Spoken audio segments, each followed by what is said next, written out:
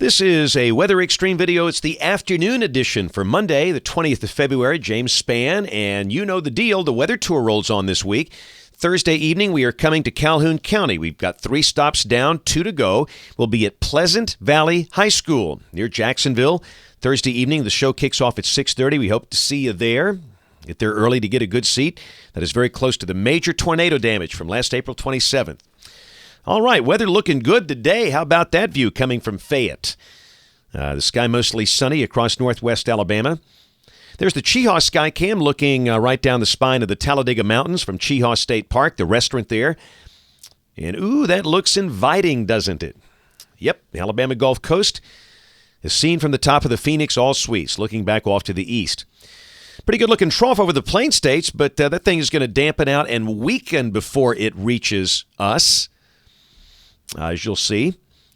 Temperatures this afternoon are mostly in the upper 50s. Those are taken at 2 o'clock. 60 at Anniston. That's the warm spot. Birmingham at 58. Tuscaloosa 57. And we're looking at mid-70s by Thursday. Wow. Around the nation, colder air across the Rockies, but the rest of the country beginning to moderate.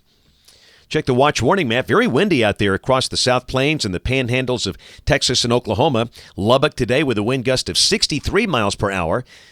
Up north, some snow issues from Nebraska up to the Canadian border of Minnesota, and out west, some high wind and winter storm issues there. Convective outlook for the rest of today and tonight. We got a slight risk of severe weather. That's the standard risk over parts of the nation's breadbasket, Oklahoma and Kansas. And we might have a severe weather issue Thursday evening, as you'll see in just a little bit.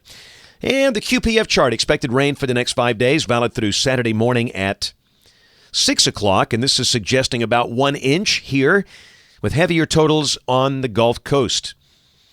All right, let's take a look at the 12Z GFS, the global forecast system, valid at 12 noon tomorrow at 500 millibars.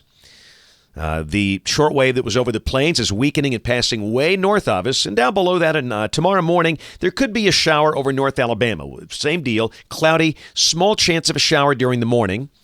Widespread rain not expected, and the better chance of getting a sprinkle would be before 9 o'clock probably, and then maybe a few peaks of sunshine by afternoon. High should be in the middle 60s.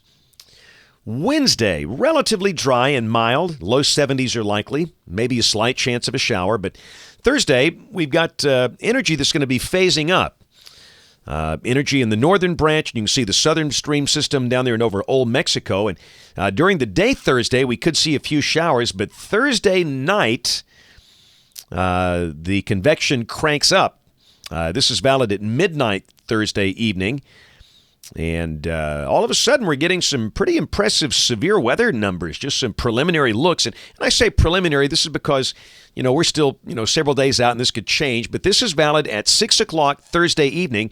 This is instability, surface-based CAPE. And all of a sudden, we've got CAPEs over 1,500 joules around Memphis. And look at this. This is the significant tornado parameter, valid at 6 o'clock Wednesday evening. And those numbers are maxing out at over 7 between Memphis and Muscle Shoals. That is extremely significant.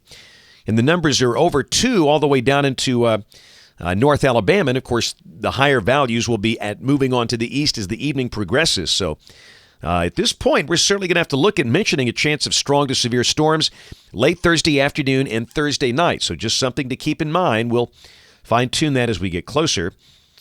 And then Friday, there's the phasing of the trough over the eastern part of the country. And down below that, the rain is kicked out. We're turning cooler. Highs drop back into the probably low 50s with a cool north breeze and a clearing sky.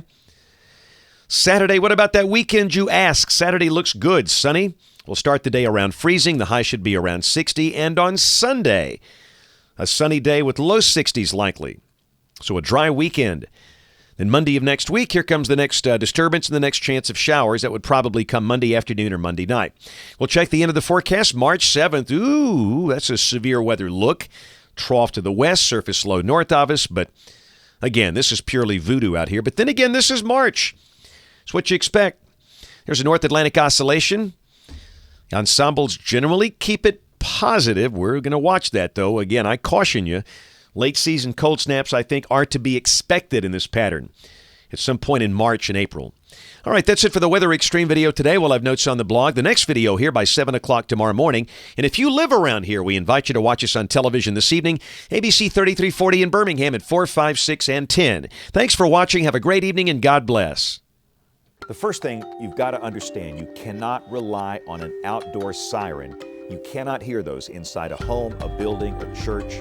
It won't work. You've got to get something inside your house. That's a weather radio or maybe a smartphone app. We work with a company that's developed a wonderful weather radio app for Android phones and iPhones. It knows where you are, and if you're in a tornado warning polygon, you get the warning. And if you're not, you don't. It's an effective device, and it's a great way to be sure you get the warning.